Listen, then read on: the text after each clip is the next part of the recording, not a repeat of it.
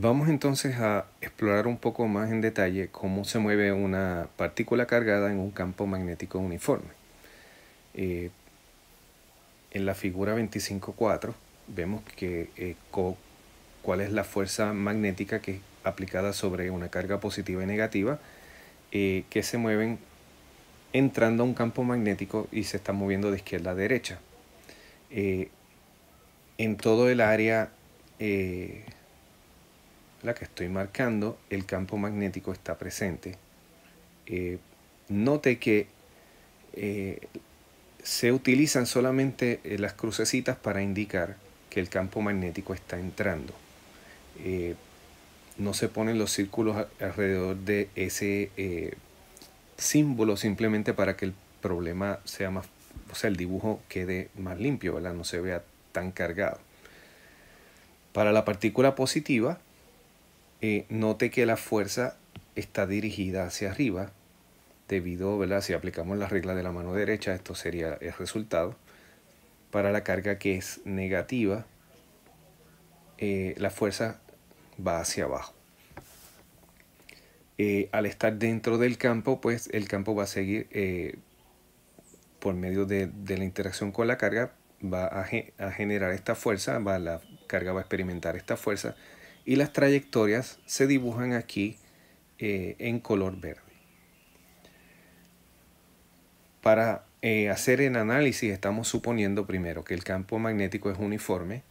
Eso quiere decir que en todo lugar tiene la misma magnitud y dirección. Segundo, que la velocidad es perpendicular al campo magnético. Note que la velocidad aquí va hacia la derecha, el campo va hacia adentro, así que son perpendiculares. Y ya, como mencioné, el campo entra a la página en toda la zona en amarillo ahora, ¿verdad? Si uno entonces toma la carga negativa y la coloca en distintos lugares, como se muestra en la figura 25.5, vamos a ver que la dirección de la fuerza va cambiando. Por ejemplo, si la tomamos en la parte superior, la que estoy marcando en amarillo, la velocidad va hacia la derecha, el campo va entrando, así que la fuerza, como mostré arriba, es hacia abajo. Si ahora vamos al lado de la derecha, en este momento la velocidad está hacia abajo y note que si aplicamos la regla de la mano derecha, la fuerza está dirigida hacia la izquierda. Si ahora nos movemos a la carga cuando está en la parte inferior, la que marco ahora en amarillo, y hacemos el mismo análisis, la fuerza va dirigida hacia arriba. Y finalmente, cuando está aquí en el lado izquierdo, la fuerza va dirigida hacia la derecha.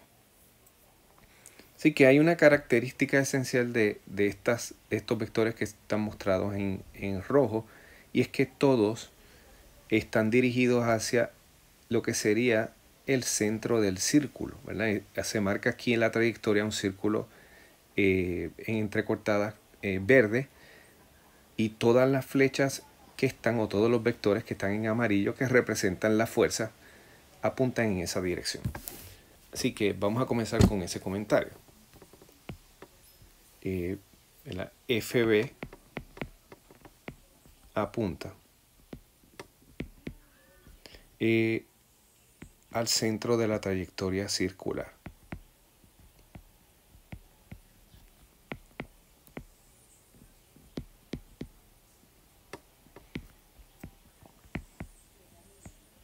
Esa es la primera observación. La segunda es sobre la trayectoria de la carga. O sea que Q se mueve en círculos. La partícula va a estar dando vueltas en círculo alrededor de ese punto central. ¿Y quién provoca que se mueva en círculos? Pues sería FB. Así que Q se mueve en círculos debido a la fuerza magnética. Por lo tanto, si recordamos de física 1, toda fuerza que provoque movimiento circular es llamada fuerza centrípeta. Así que podemos decir que la fuerza magnética Fb es centrípeta. Esa fuerza provoca movimiento circular, en este caso va a ser movimiento circular uniforme. Recordamos que la fuerza es centrípeta cuando causa este movimiento. Por lo tanto, el decir que Fb es centrípeta, estamos, ¿verdad?, diciendo indirectamente que podemos determinar su magnitud. Para una fuerza centrípeta, la magnitud se calcula usando una formulita bastante sencilla.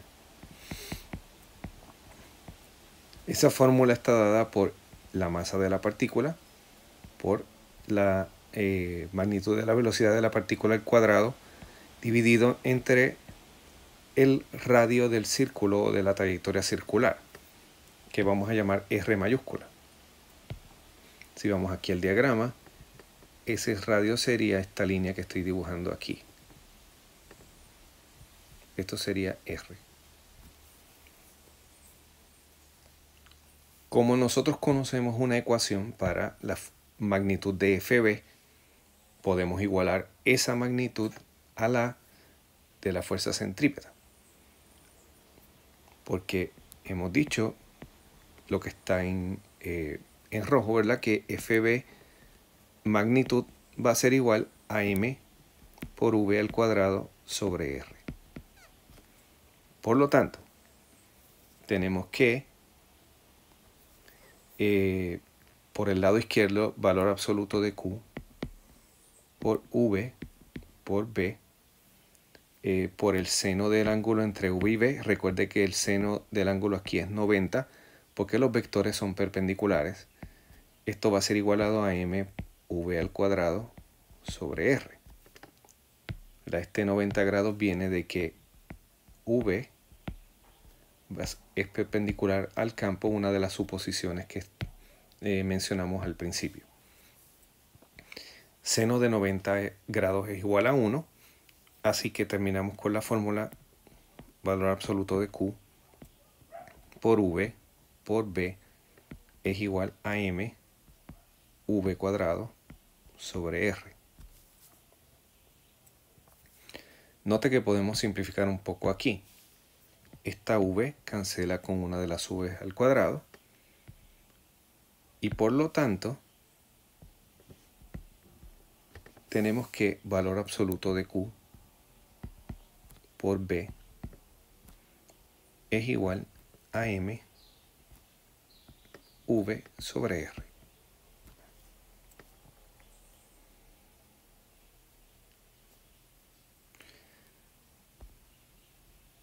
Así que hay una relación entre el radio de curvatura, el campo magnético, la carga, la masa y la velocidad.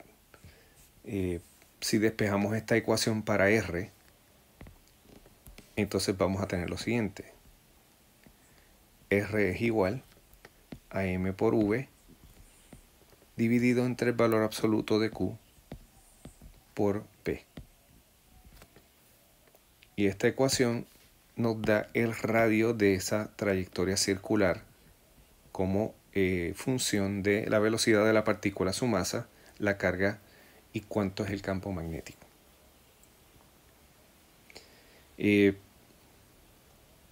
Esta ecuación pues se puede mirar para determinar cómo depende R de cada una de las partículas y cuánto se desviaría en principio la carga, la partícula cargada entrando al campo. Quisiera mencionar, ¿verdad?, que si escribimos que R o si R tiene un valor que es grande, eso implica que hay poca desviación.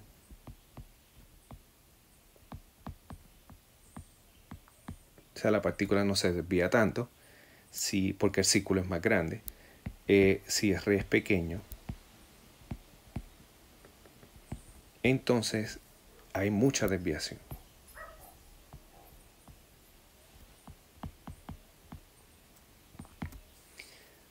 Así que si analizamos R en función de las distintas variables, podemos empezar con M, por ejemplo. Si M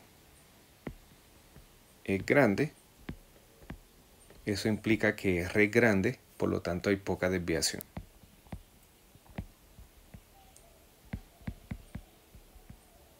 O sea que partículas con masa mayor se desvían menos que partículas con masa menor. Si V es grande, también vamos a encontrar que hay poca la desviación. Si la partícula tiene una velocidad alta, se desvía menos. Si la velocidad es pequeña, se desvía más. En términos de las cargas,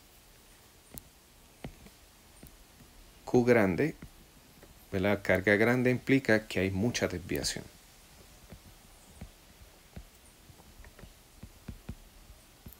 Porque en ese caso, la interacción con la fuerza es mayor porque la carga es más grande, la fuerza magnética va a ser mayor.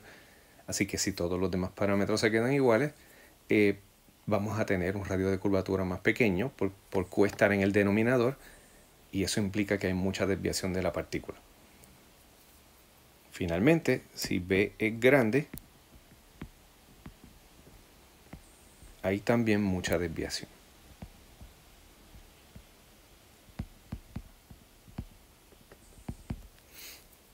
Debido a que, de nuevo, la fuerza magnética se hace más grande. Uno puede construir un instrumento que se llama el espectrómetro de masa, donde fija V, Q y V, y por la desviación de las distintas especies que uno tenga en la muestra puede determinar cuál es la masa. Y lo haría utilizando esta misma fórmula, ¿verdad? Así que la base del espectrómetro de masa como instrumento de medición es este principio de que la fuerza magnética es una fuerza centrípeta. Si ahora relajamos un poco una de las suposiciones, que es la de decir que el campo magnético es perpendicular a la velocidad, el movimiento entonces va a ser va a ser distinto, va a ser llamado helicoidal. Vamos a suponer que el campo magnético tiene esta dirección y que ahora la carga eléctrica tiene una velocidad que no es perpendicular al campo. Digamos que en un instante dado tiene esta dirección.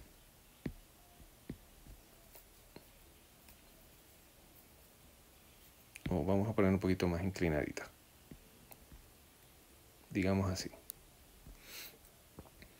Pues el movimiento va a ser como de una espiral. O sea que vamos a observar un movimiento que es algo así. Por lo tanto, es una combinación de movimiento circular con movimiento que es a lo largo de la línea de campo. Ese movimiento tiene una velocidad que es constante, por lo tanto ocurre movimiento uniforme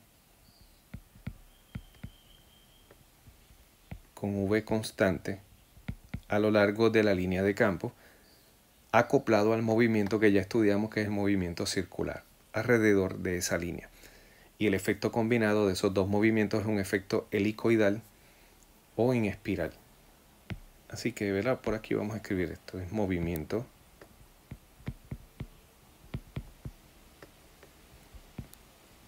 helicoidal.